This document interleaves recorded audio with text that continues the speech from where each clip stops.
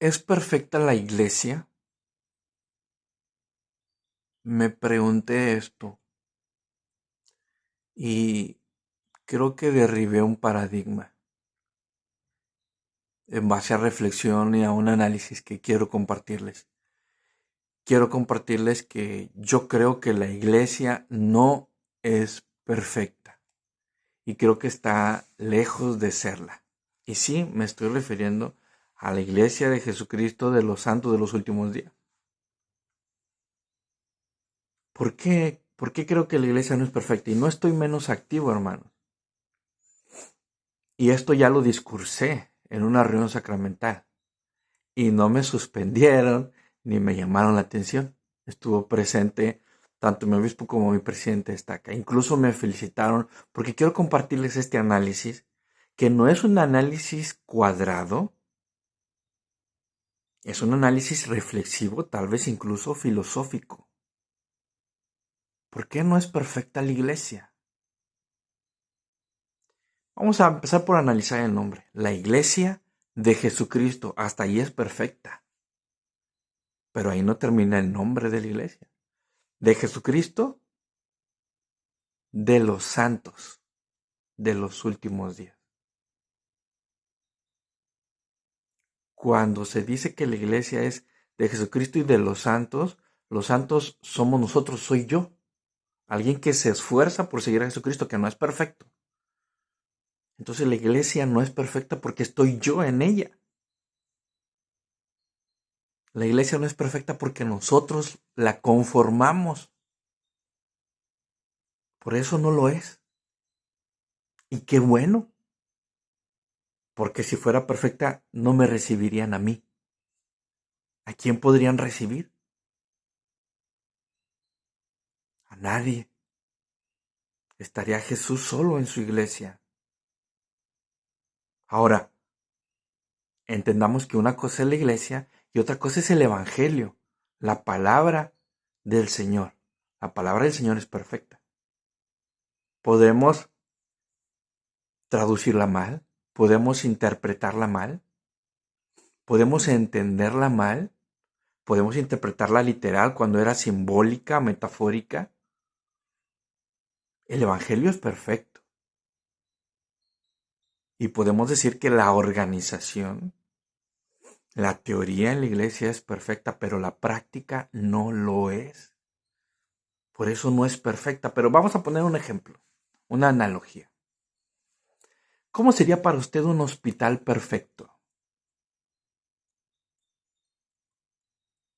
¿Uno con enfermos? ¿Uno donde mueren personas?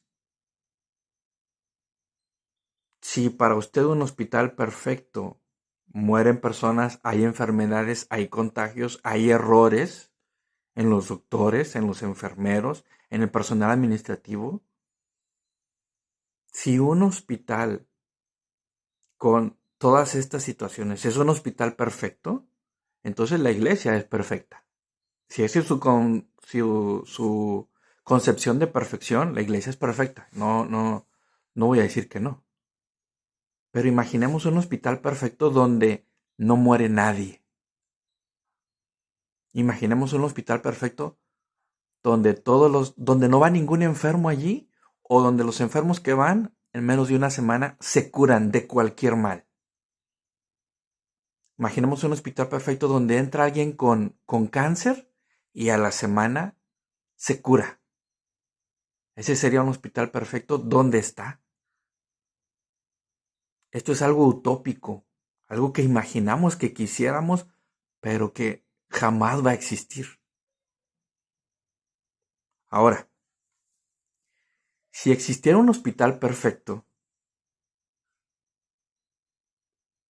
donde nadie estuviera enfermo, donde todos se aliviaran prontamente, entonces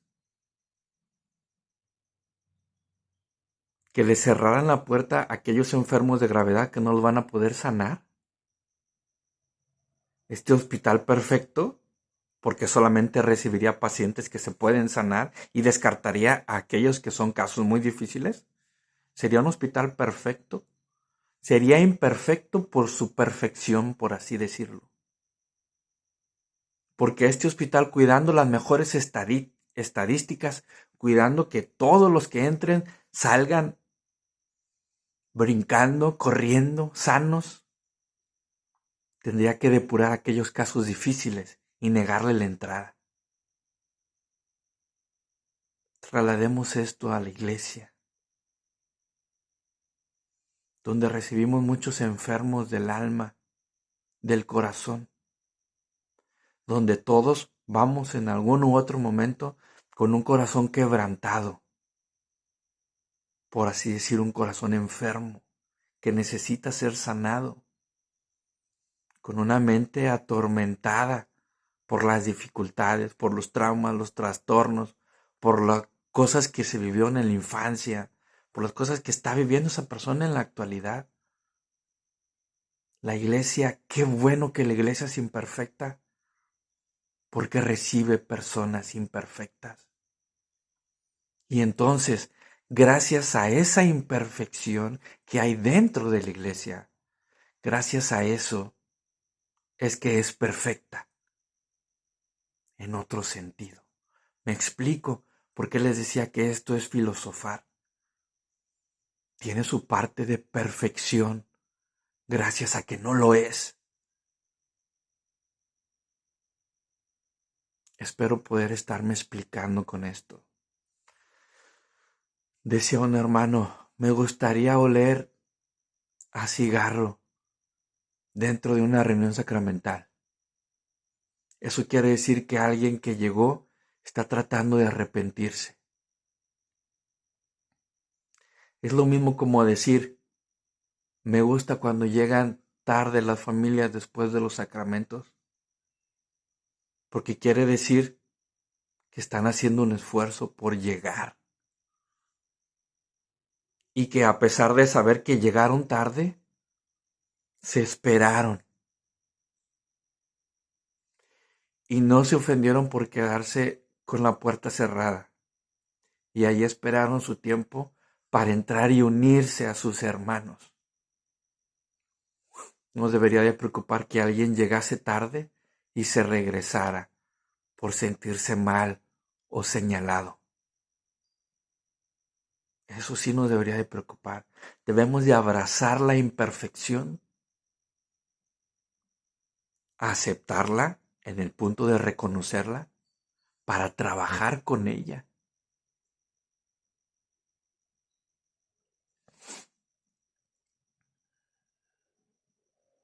Sé que como miembros de la iglesia buscamos la perfección, pero eso es un mito, es una utopía. Podremos tener un día perfecto, tal vez una semana perfecta, pero un mes perfecto, un año perfecto, nos vamos a equivocar. Por eso, para ello existe el arrepentimiento. ¿Debemos de esperar líderes perfectos? ¿Debemos de esperar perfección? Tanto hablamos de la perfección que hemos creado un paradigma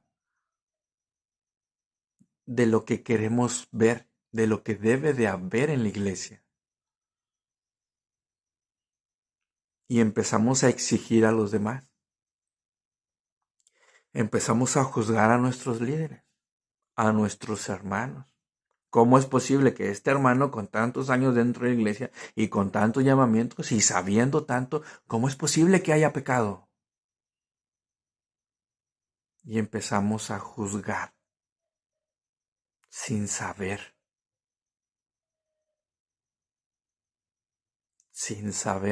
que la imperfección, los errores y los pecados son y deben ser bienvenidos en la iglesia. Porque si no, ¿qué sentido tiene tomar la Santa Cena? Si no hemos cometido ningún pecado en nuestra semana, ¿qué sentido tiene tomar la Santa Cena? La Santa Cena es para presentar nuestro arrepentimiento al Señor y renovar nuestro compromiso con Él.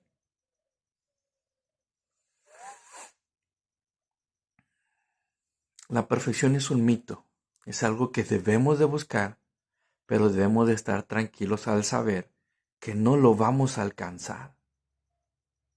No al menos en esta vida, no al menos durante un tiempo prolongado, no al menos en nuestra vida en total. Debemos de aceptar, conocer, reconocer el error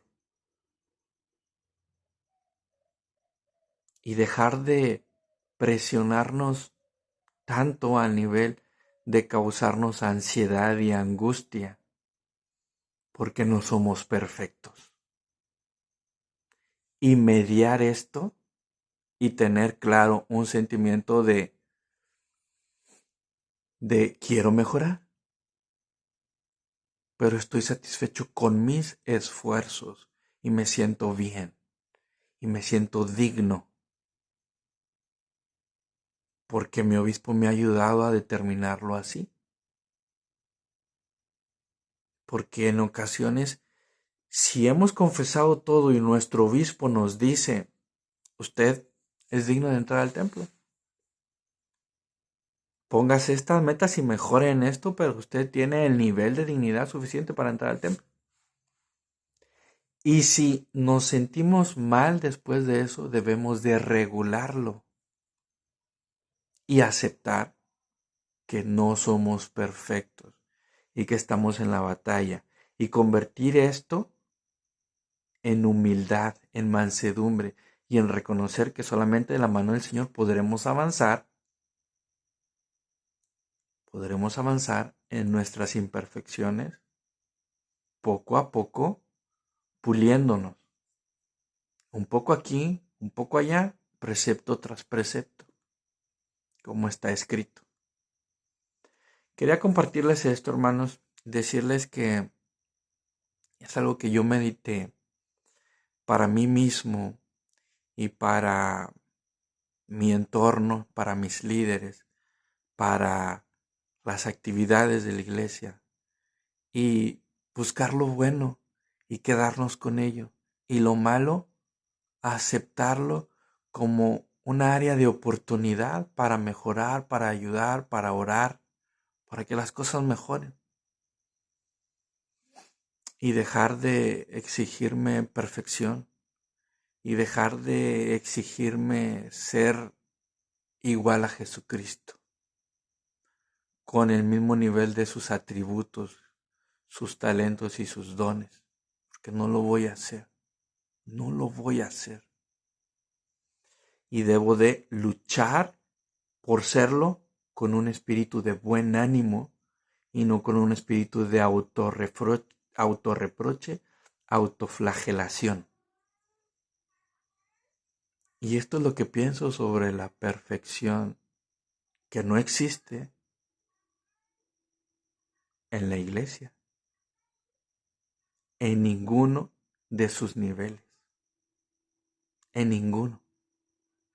Doctrina y Convenios dice, no conviene que yo el Señor mande en todas las cosas, porque quien es compelido en todo es un siervo inútil. Y también nos dice que debemos de ser nuestros propios agentes y estar consagrados siempre a una buena obra. Y nos dice que debemos de leer buenos libros y que debemos de crecer en nuestra fe, tanto por estudio como por conocimiento y por experiencias y por el Espíritu Santo, y que debemos estar trabajando en esto. Debemos de estar luchando por superarnos con ánimo y cuidar mucho nuestros sentimientos y la guía del Espíritu Santo, que también nos puede reprender, que también podemos tener una emoción o un sentimiento de un pesar en el corazón. Pero esto no debe de ser algo que te dure años. Cuando tenemos el concepto de perfección muy cuadrado, cuando todo lo pasamos con el crisol de la perfección, batallamos en el proceso del arrepentimiento. El arrepentimiento tiene 5 pasos y les voy a contar un sexto a manera reflexiva que voy a agregar. El primer paso del arrepentimiento es reconocer que hubo algo que se hizo mal, darte cuenta, aceptarlo, traerlo a tu conciencia, porque hay errores que ni siquiera nos damos cuenta hasta que no nos dicen, oye, ¿no te has puesto a pensar que esto que estás haciendo con tu hijo, esto no puede ser tan correcto porque esta enseñanza, y hay errores tan sutiles que son difíciles de ver, tan sutiles y tan profundos incluso. Ahora,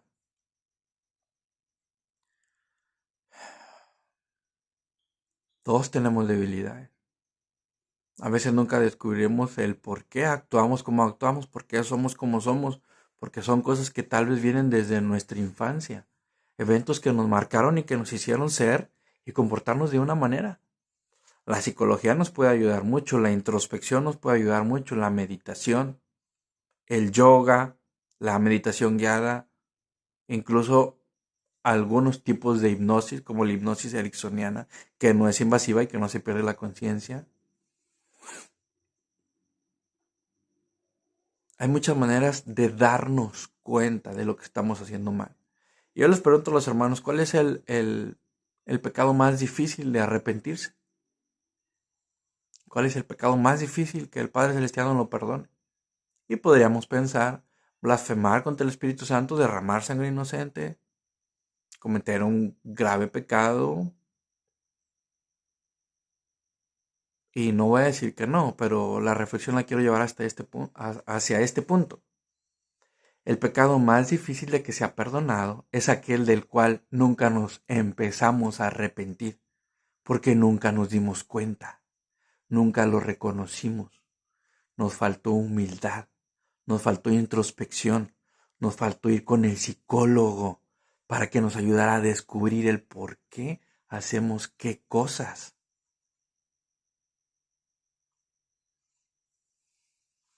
Desde ahí es difícil el primer paso, reconocer, darte cuenta. Se llega a mencionar sentir un pesar. No siempre es necesario. No siempre es necesario atormentarnos. Si eso nos ayuda a darnos cuenta como parte del reconocimiento, decir, híjole, esto estuvo bien mal. Le hice daño a esta persona porque actué así. Ok. Allí puede venir un pesar. Es obvio, es lógico que va a suceder. Pero después de reconocerlo, siguiente paso es, si es así necesario también, confesar con un líder, con nuestro obispo, que es el juez de Israel para nuestra área. Puede ser también con nuestro presidente de Estaca o con nuestro presidente de Quórum de Élderes. Ellos tienen la autoridad para trazar metas. Podemos confesar a manera de platicarlo para recibir un consejo con algún buen amigo o con nuestro psicólogo. Pero el juez de Israel que va a determinar el proceso de arrepentimiento es presidente Coronel Deres, nuestro obispo, nuestro presidente de Estaca, para llevar el proceso. Ahora, vamos en el segundo paso. No todos los errores o pecados ameritan una confesión. Pueden ser cosas mínimas que debemos de reconocer y cambiar en nuestra forma de ser o de vivir esta vida. Ahora, el tercer paso, restituir el daño. ¿Sí? Si hicimos algo mal, pedir perdón. Si robamos algo, regresarlo. Creo que esto es muy claro. El cuarto paso, pues no volverlo a cometer. No volver a hacer ese mismo error. Tratar de abandonarlo. A veces será difícil y podemos tener una recaída. Es normal. Algunos procesos pueden llevarnos años. En nuestro proceso de depuración podemos llevar años para luchar tal vez contra el error de la impuntualidad, contra el error de la informalidad, contra el error de tener un temor de predicar el evangelio. Todas esas cosas las debemos de ir depurando o perfeccionando. Y el quinto paso, el más difícil. Cerrar el círculo del arrepentimiento, de esa falta o ese error, de esa omisión. Reconocer ahora que la expiación de Cristo es suficiente y cambiar nuestro semblante. Ojo, aquí. Si en nuestro proceso de arrepentimiento continuamos acumulando un pesar en el corazón, un sentimiento de indignidad, de tormento, de sentirnos mal con nosotros mismos, eso es lo que quiere Satanás. Él quiere que nos atoremos allí, que no cerremos el arrepentimiento con el quinto paso. Porque si entonces yo me siento mal, no voy a aceptar llamamientos. Si yo me siento mal, me voy a sentir incómodo asistiendo a la iglesia. Si yo me siento mal, voy a estar triste. ¿Y cómo van a ser todas las cosas que yo haga con este sentimiento de depresión? Con este sentimiento de indignidad, de baja autoestima. ¿Cómo voy a tener éxito en las cosas que yo haga si me estoy sintiendo pésimo? Si yo tengo algo guardado allí que no me deja avanzar. No se puede. Vamos a batallar mucho. Vamos a hacer como si estuviéramos caminando y arrastrando un gran peso. Tenemos que liberarnos y ser humildes para poder decir, aún mis pecados, siendo tan rojos como el carmesí o tan negros como la brea, aún mis pecados más graves en Cristo Jesús se vuelven como la blanca nieve.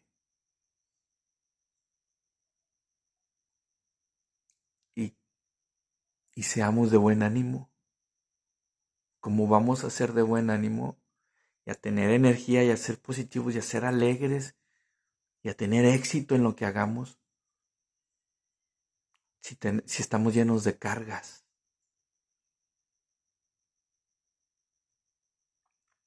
El sexto paso, hermanos, es ofrecer nuestros sentimientos, nuestro espíritu y nuestro corazón cada domingo al participar de la Santa Cena. Y allí se termina por cerrar el círculo o terminamos por renovar y avanzar.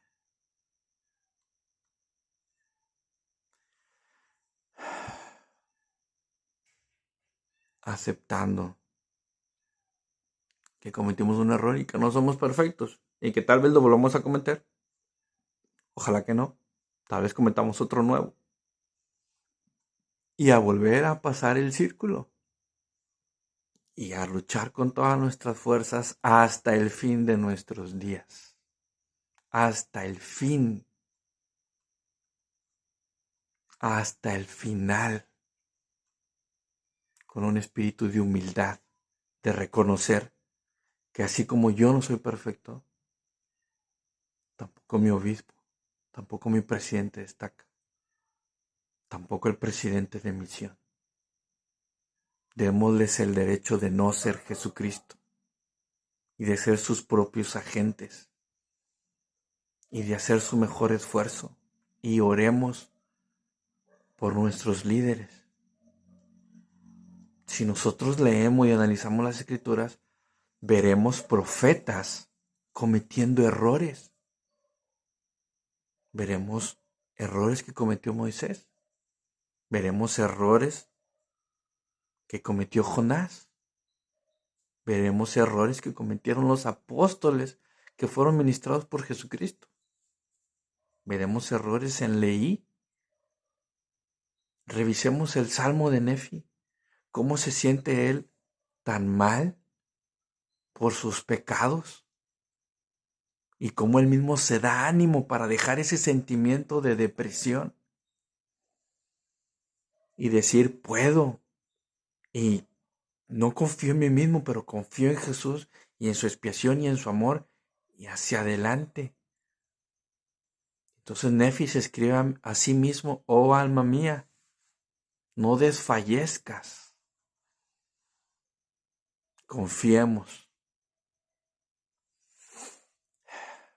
Y así como esta visión debemos de aplicarla a nosotros, también a todos. Si leemos Doctrina y Convenios, vamos a encontrar también situaciones en José Smith, que como hombre cometió errores, pero quiero testificarles que si ustedes van a buscar una iglesia perfecta, con líderes perfectos y con miembros perfectos, nunca jamás la van a encontrar en esta tierra. Nunca jamás. Tal vez en aquel Sion que fue llevado a los cielos, que por siglos estuvieron trabajando en su perfección. De ahí en fuera, no luchemos por ello, pero no exijamos verlo ni vivirlo. Luchemos por ello. Pongamos las cosas en armonía.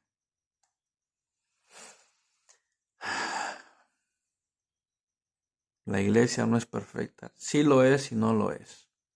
Depende de cómo definamos la perfección y cómo lo filosofemos, cómo lo estamos analizando. Yo les testifico que aunque nuestros líderes se equivocan, a veces cometen grandes y graves errores que les traen siempre consecuencias lamentables. Oremos por ellos, hay que ayudarles. Es muy difícil ser líder, hay una carga y un peso bien grande y Satanás trabaja al doble o al triple para hacer caer a los líderes y así debilitar a toda una congregación que está tratando de seguir ese ejemplo. Tenemos grandes líderes y en aquellos obispos que yo he tenido, imperfectos, que he visto sus errores, que incluso he llegado a ser ofendido por mis líderes. Incluso me llegué a sentir, no puedo decir ofendido, pero sí me llegué a sentir atacado por un miembro del primer quórum de los 70. Y fue una prueba para mí. Pero yo los sigo reconociendo a él y a todos como siervos escogidos del Señor y como humanos imperfectos, como yo lo soy. Y también en todos ellos que llegaban a cometer algún error, incluso hacia mí, también agradezco la guía que me han dado y reconozco que han sido portadores de la voz de Jesucristo hacia mí y me han dado consejos y amonestación celestial. Porque el Espíritu Santo se vale de hombres imperfectos para emitir sus mensajes celestiales. Les testifico de ello. Les testifico que esta iglesia es verdadera, es correcta, que tiene la autoridad. Les testifico que José Smith fue un hombre muy noble, con un gran corazón y con un gran amor por esta obra. Él restauró las llaves bajo la guía de ángeles y de Jesucristo. Les testifico que esta iglesia es verdadera y que es la iglesia de Jesucristo. Y les comparto esto, hermanos, en el nombre de nuestro Salvador Jesucristo. Amén.